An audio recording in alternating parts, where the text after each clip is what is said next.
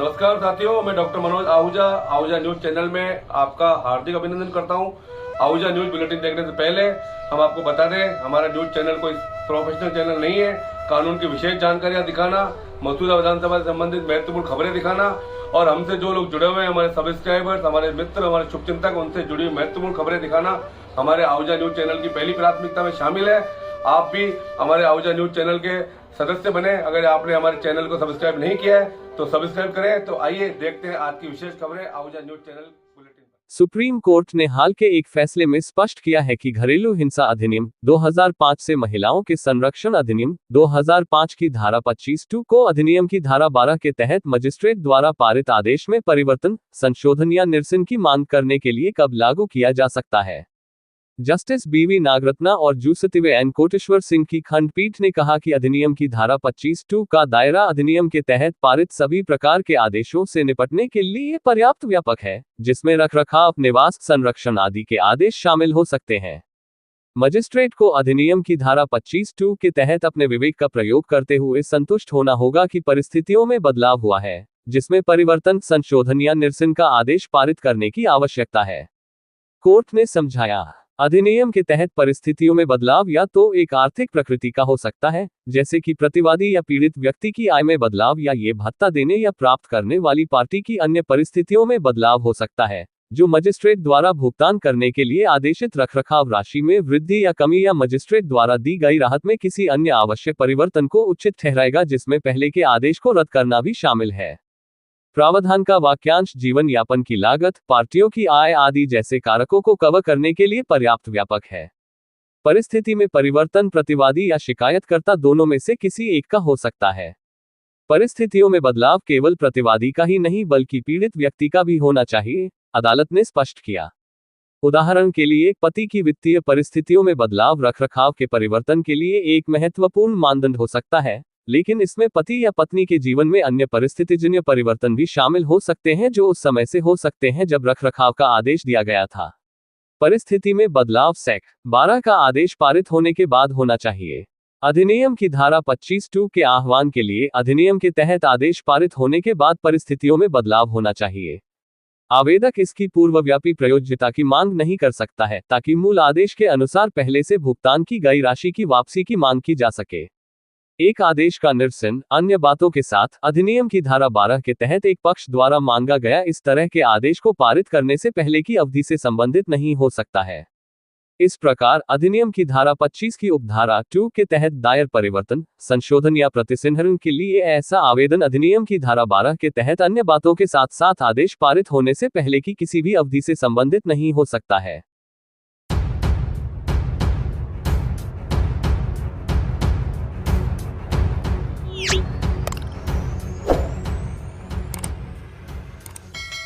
राजस्थान शिक्षक संघ राधाकृष्णन के प्रदेश अध्यक्ष विजय सोनी ने संगठन संविधान में प्रदत्त अधिकारों का उपयोग करते हुए केकड़ी जिला शाखा के लिए शिव प्रकाश पुरोहित, प्रधानाध्यापक, राजकीय उच्च प्राथमिक विद्यालय गोपालपुर को जिला अध्यक्ष मनोनीत किया।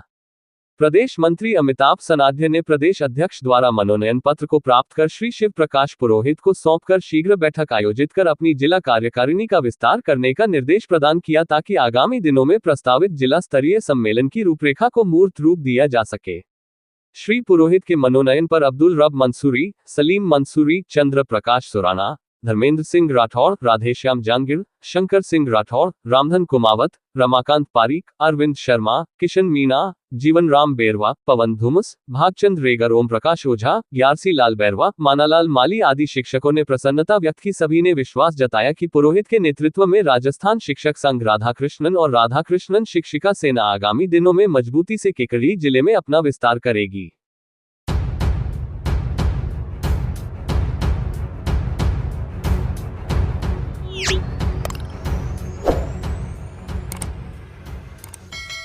तीसरी राष्ट्रीय लोक अदालत के सफल आयोजन के बाद शनिवार शाम को पुष्कर के उदय फार्म हाउस पर जिला एवं सेशन न्यायालय के वरिष्ठ अधिवक्ता अनिल कुमार उदय एवं जिला न्यायिक कर्मचारी संघ के जिलाध्यक्ष व वाणिज्य कोर्ट के कार्यालय अधीक्षक संदीप माथुर के मुख्य नेतृत्व में न्यायिक परिवार के सदस्यों द्वारा एक समारोह का आयोजन किया गया। कार्यक्रम को संबोधित करते हुए अखिल भारतीय संयुक्त अधिवक्ता मंच के प्रदेश सचिव एडवोकेट डॉक्टर मनोज आहूजा ने संबोधित करते हुए कहा कि राष्ट्रीय विधिक सेवा प्राधिकरण के आह्वान पर हर साल 4 लोक अदालतों का आयोजन किया जाता है। इन लोक अदालतों के माध्यम से हम अधिवक्ता व न्यायिक कर्मचारीगण कोर्ट में विचाराधीन मामलों में राजीनामा करवाकर पक्षकारों को राहत पहुंचाने में अपनी महत्ती भूमिका निभाते हैं, जिसके चलते हमें न केवल अतिरिक्त समय निकालना पड़ता है बल्कि सकारात्मक परिणाम आने के बाद सुखद अनुभूति भी होती है। उसी सुखद अनुभूति को महसूस करने के लिए तथा एप्रिशिएट करने के उद्देश्य से ये आयोजन किया गया है, जिसमें अधिवक्ता साथियों और न्यायिक कर्मचारियों का अभिनंदन किया जाता है ताकि दूसरों को भी इससे प्रेरणा मिल सके। आयोजित सम्मान समारोह में न्यायिक कर्मचारीगण की ओर से वरिष्ठ कर्मचारी मंगल सिंह शेखावत ने माथुर को माल्यार्पण और साफा पहनाकर अभिनंदन किया गया। सम्मान समारोह को संबोधित करते हुए वरिष्ठ अधिवक्ता अशोक सिंह रावत उदय ने सभी मित्रों को माल्यार्पण करने के लिए आमंत्रित किया, जिस पर पूरा मंच और एडवोकेट अनिल उदय सहित संदीप माथुर का गला फूल मालाओं से सुशोभित हो गया। वहीं इस मौके पर पैनल लॉयर मनोज आहूजा का भी माला व साफा पहनाकर अभिनंदन किया गया।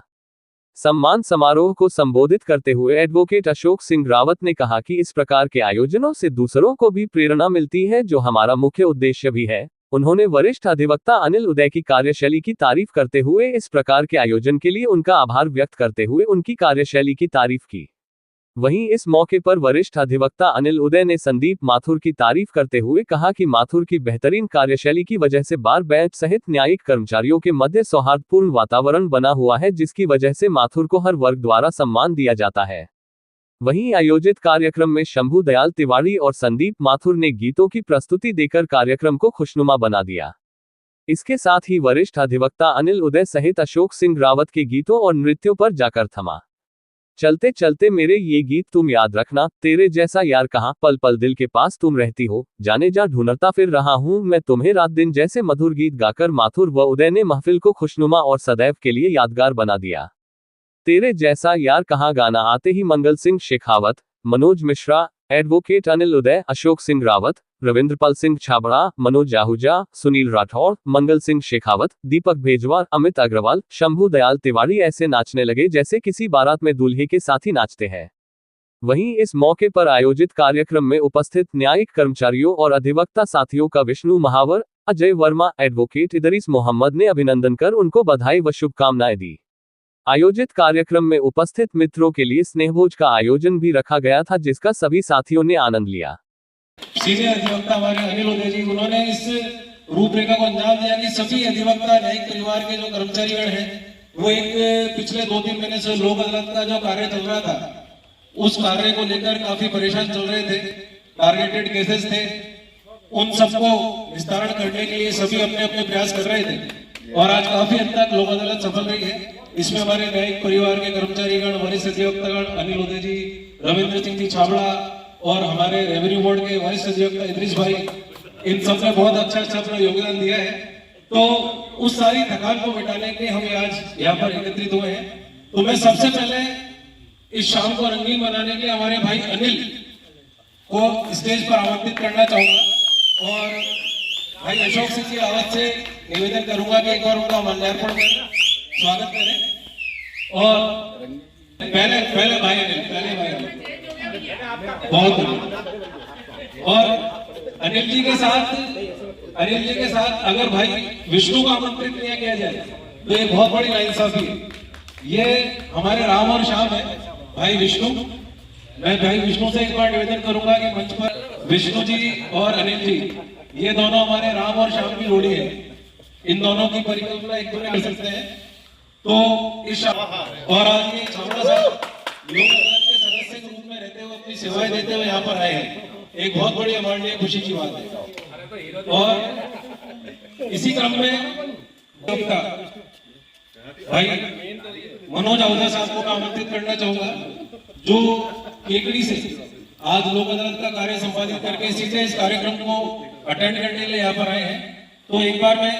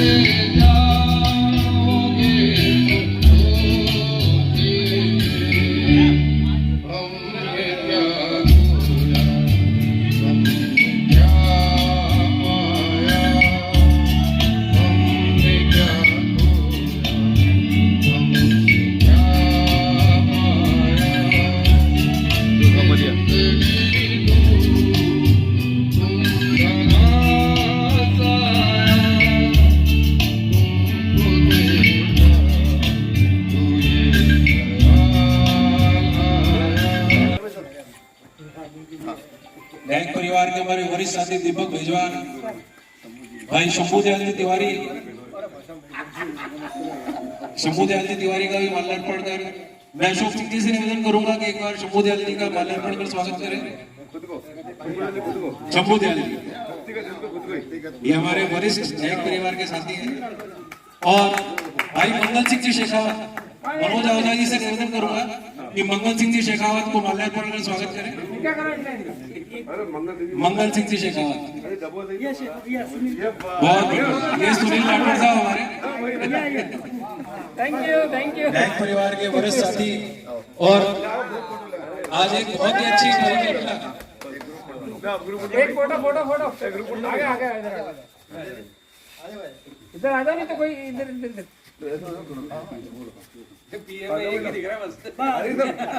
जो गीला है वो पिया हुआ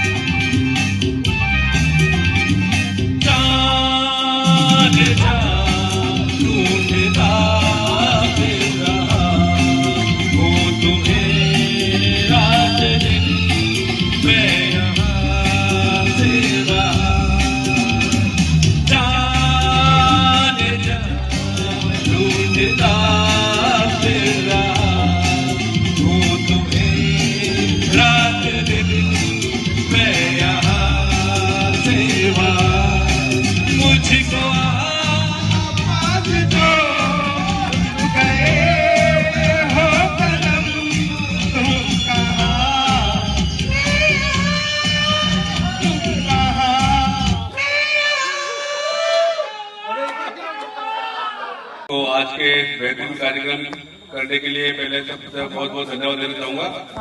और नए कर्मचारी संघ के पूर्व अध्यक्ष हमारे संदीप जी माथुर साहब को भी बहुत धन्यवाद देना चाहूंगा कि हमेशा ही इस प्रकार जब भी हमारी लोक अदालत होती है, निश्चित तौर पर लोक अदालत में हम सबकी एक महत्वपूर्ण भूमिका होती है। हमारा समाज में एक विशेष योगदान रहता है कि हम लोक अदालत को सफल बनाए और समाज में हमारा अच्छा मैसेज आए। तो 2-3 महीने से लगातार, जैसे अभी आज लोक अदालत निपटी है, आने वाली लोक अदालत के लिए हम लोग फिर लगेंगे। तो इस लोक अदालत में निश्चित तौर पे हमें एक एक्स्ट्रा वर्क करना पड़ता है। उसके बाद हमें लगता है कि अब हमें कुछ विशेष कुछ कार्य करना चाहिए। जैसे कि आज जो हमें एक पार्टी हुई है, लगता है एक खुशी के रूप में एक उपलब्धि हमने हासिल की है। तो उस उपलब्धि को हासिल करने में हमारे सबसे बड़े भाई महत्वपूर्ण अनिल उदय जी और संदीप जी माथुर साहब को इसी योगदान रहा है। मैं इनको और इनकी पूरी टीम को धन्यवाद देना चाहूंगा कि आपने न केवल एक न्यायिक परिवार को आगे बढ़ाने में सहयोग किया, बल्कि उसमें जो सहयोग दे रहे हम सभी लोग, उनको भी आपने एक अच्छी जगह एकत्रित करके और एक अप्रिशिएट करने वाली बात जैसे कहेंगे कि आपने हमें प्रेरणा स्रोत के रूप में, हमें हमारे काम के अप्रिशिएशन के रूप में हमें यहाँ बुलाया और इतना बेहतरीन आयोजन किया। उसके लिए आप सभी को बहुत बहुत धन्यवाद। और ऐसे आगे भी हम जो हमारी जिम्मेदारी बनती है समाज के प्रति वो निभाते रहे। और साथ साथ अपने आप को भी रिचार्ज करते रहें। उसके लिए आप सभी का बहुत बहुत धन्यवाद। जय हिंद, जय भारत। कस्बे के निकट स्थित खेड़ी टोल प्लाजा पर रविवार को सैकड़ों ग्रामीणों ने टोल प्लाजा का घेराव कर पूर्व में दिए हुए मांग पत्र पर उचित कार्यवाही नहीं करने पर आक्रोश व्यक्त किया। आक्रोशित ग्रामीणों का नेतृत्व कर रहे भाजपा मंडल अध्यक्ष दावराम शर्मा ने बताया कि टोल प्लाजा पर स्थानीय व्यक्तियों को प्राथमिकता नहीं दी जा रही है तथा सुरक्षा गार्ड को मिलने वाले मासिक वेतन में कटौती की जा रही है। राजमार्ग के दोनों तरफ तथा बांदनवाड़ा मुख्य चौराहे पर CSR फंड से विकास कार्य नहीं करवाए जा रहे हैं, न ही रखरखाव व सफाई व्यवस्था की जा रही है, जिसको लेकर ग्रामीणों सहित जनप्रतिनिधियों ने कई बार ज्ञापन भी दे दिया। राष्ट्रीय राजमार्ग के 6 लाइन में परिवर्तित होने से पूर्व भी राजमार्ग प्राधिकरण सहित IRB कंपनी द्वारा यह आश्वासन दिया गया था कि राष्ट्रीय राजमार्ग का कार्य पूर्ण होने के पश्चात खेड़ी टोल प्लाजा पर नियुक्त किए जाने वाले कर्मचारियों में स्थानीय लोगों को प्राथमिकता दी जाएगी तथा राजमार्ग के दोनों तरफ एवं कस्बे के मुख्य चौराहे पर साफ सफाई एवं व्यवस्था करवाने एवं रखरखाव का कार्य किया जाएगा तथा सुरक्षा गार्ड का मासिक वेतन भी बढ़ाया जाएगा। लेकिन आज दिनांक तक स्थानीय जनप्रतिनिधियों एवं पदाधिकारियों द्वारा बार बार अनुरोध करने के बावजूद भी राष्ट्रीय राजमार्ग प्राधिकरण एवं IRB द्वारा उक्त मांगे पूरी नहीं की गई है, जिसके चलते आज ग्रामीणों में आक्रोश बढ़ गया और उन्होंने टोल प्लाजा का घेराव कर सभी लाइनों पर लगे हुए डंडों को हटाकर वाहनों को टोल मुक्त कर दिया तथा IRB के कर्मचारियों के खिलाफ आक्रोश व्याप्त करते हुए उनके मुर्दाबाद के नारे लगाए और मांगे पूरी नहीं होने तक टोल पर घेराव व अनशन करने की चेतावनी दी, जिसकी जानकारी मिलने पर मौके पर मंडल अध्यक्ष दावराम शर्मा, भाजपा नेता रामस्वरूप लांबा, जयमल रेहलानी, कनराटी सरपंच प्रतिनिधि सहित सैकड़ों जनप्रतिनिधियों ने पहुंचकर भीड़ को नियंत्रित किया तथा आक्रोशित ग्रामीणों के हकों पर किए जा रहे कुठाराघात पर गुस्सा जाहिर किया और कहा कि गरीबों का हक नहीं खाने दूंगा। उन्होंने टोल मैनेजर से कहा कि कर्मचारियों को राजस्थान और केंद्र सरकार द्वारा जारी नियमों के अनुसार वेतन दिया जाए, अन्यथा वो टोल का संचालन नहीं होने देंगे। उन्होंने टोल कंपनी द्वारा की जा रही गतिविधियों पर आक्रोश व्यक्त किया। वहीं इस मौके पर भाजपा नेता कैलाश चौधरी ने संबोधित करते हुए कहा कि लंबे समय से टोल पर गरीबों का शोषण किया जा रहा है, क्योंकि यहां पर दलाली प्रथा चल रही है, लेकिन अब भाजपा की सरकार में ना तो भ्रष्टाचार होने दिया जाएगा, ना ही गरीबों के हक को छीनने दिया जाएगा। वहीं स्थानीय चौकी इंचार्ज गिरधारी सिंह ने भी पहुंचकर समझाइश का प्रयास किया। इस दौरान टोल मैनेजर नरेंद्र सिंह परमार ने उच्चाधिकारियों से बात कर टोल कर्मियों की वेतन वृद्धि, साफ सफाई करवाने, शौचालय बनवाने सहित विभिन्न मांगों को पूरा करने का आश्वासन दिया। वहीं इस मौके पर मसूदा विधायक वीरेंद्र सिंह कानावत को जानकारी मिलने पर उन्होंने मंडल अध्यक्ष शर्मा से बात की, जिस पर उन्होंने टोल मैनेजर से बात करवाई। इस पर परमार ने शीघ्र ही समस्याओं के निस्तारण का आश्वासन दिया, तब जाकर टोल को विधिवत रूप से चलने दिया गया। टोल के ऊपर आज हम सब आसपास के ग्रामीण और कर्मचारियों ने आज यहाँ धरना दिया है। टोल पे जो कर्मचारी काम कर रहे हैं उनकी जो न्यूनतम, भारत सरकार ने जो न्यूनतम आय बता रखी है कि इससे कम आप उनको तनख्वाह नहीं दे सकते। बिल्कुल इनको 4-5 हज़ार रुपये दे के काम करवा रहे हैं। 4-5 हज़ार आजकल 4-5 हज़ार में आदमियों की न्यूनतम आवश्यकता भी पूरी नहीं हो पाती। लोग यहाँ पेट्रोल चला के आते हैं, उनके पेट्रोल के पैसे भी नहीं आ रहे। तो ये भारत सरकार का उपक्रम है। राजस्थान में बीजेपी की सरकार है, तो टोल के मैनेजर साहब को हमने चेताया है कि टोल कर्मियों की तनख्वाह बढ़ाई जाए, कम से कम 10 हज़ार की जाए, ताकि उनको सम्मानजनक तनख्वाह मिल सके। और आसपास के जो भी लोकल है उन सबकी वाहनों को फ्री किया जाए, क्योंकि उनका दिन में 10 बार आगमन होता है, तो उनको फ्री किया जाए। आसपास आज तक इन टोल वालों ने कोई काम नहीं कराया, तो सभी आसपास के ग्रामीणों की ये मांग है कि टोल वाले CSR फंड से आसपास विकास कार्य कराएं, और अगर कुछ कराया तो उसका हमारे मंडल अध्यक्ष दाऊ जी, जयमल जी, हम सबको ब्यौरा दें उन्होंने क्या काम कराया है और ये पैसा किसको दिया है। ये पैसा सही ढंग से पहुंचा नहीं है, जिससे कोई भी काम नहीं हो पाया आसपास। तो एक तो कर्मचारियों की तनख्वाह बढ़ानी है, बिल्कुल कम तनख्वाह पे काम कर रहे हैं। CSR फंड का हिसाब दो, और लोकल जो वाहन है जो आसपास के दायरे में है उनको सबको फ्री किया जाए। ये हमारी मांगे है। जब ये टोल वापस चलेगा, और वो मैनेजर साहब से हम बात कर रहे हैं, क्या उनका रेस्पॉन्स रहता है, नहीं तो फिर आगे हम बात करेंगे।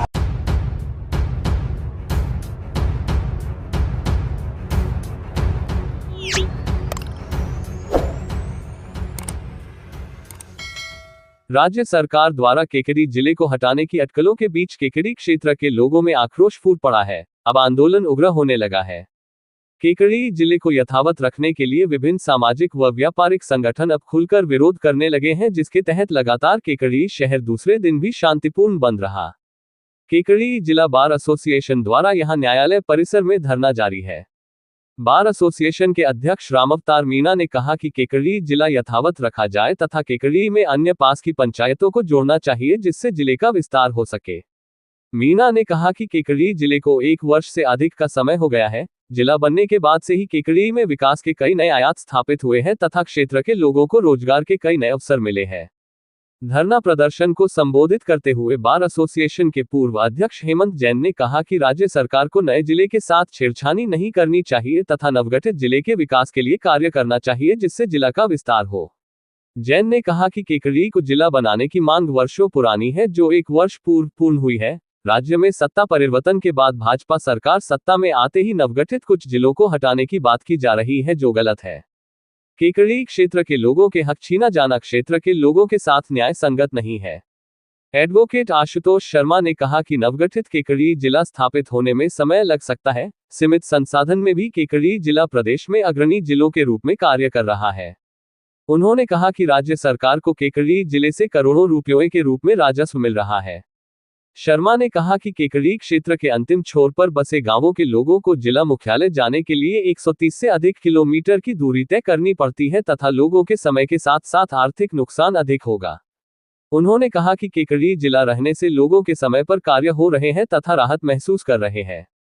एडवोकेट सीताराम कुमावत ने कहा कि केकड़ी जिलों को अगर सरकार हटाती है तो बार एसोसिएशन के बैनर तले केकड़ी में उग्र आंदोलन किया जाएगा। उन्होंने कहा कि सरकार अगर केकड़ी जिले को हटाती है तो ये जिले के लोगों को साथ खिलवाड़ होगा।